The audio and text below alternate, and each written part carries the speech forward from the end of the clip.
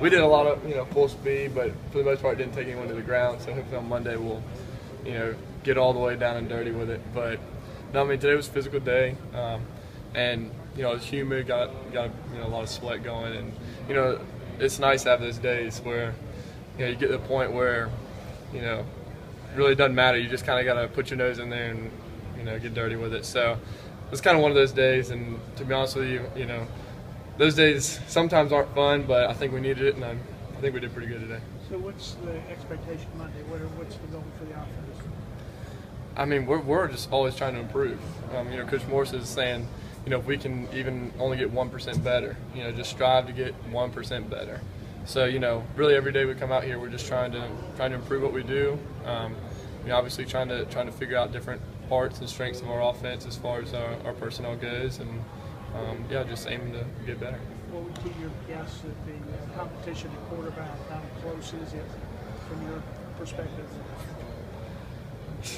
Your guess is better than mine, to be honest with you.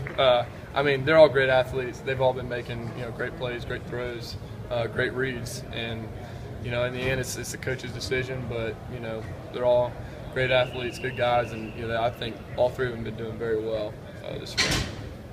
How do you approach these practices differently, with it being a battle, as opposed to the last couple of years where they really hadn't? You knew the number one guy was. You mean just as far as the tight end position goes, or?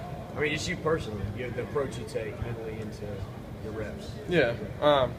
I mean, it's kind of one of those things where, once you get in the West End zone, you kind of got to flip a switch. You go from practice, you go from classes and tutoring and all this kind of stuff during the daytime, and then, it comes down to, really kind of, like I was talking about earlier, getting down and dirty with a day like this. And, once you walk in, you just got to flip the switch, put everything aside out of your mind, whether, today's Friday, whether it's the weekend coming up, whatever.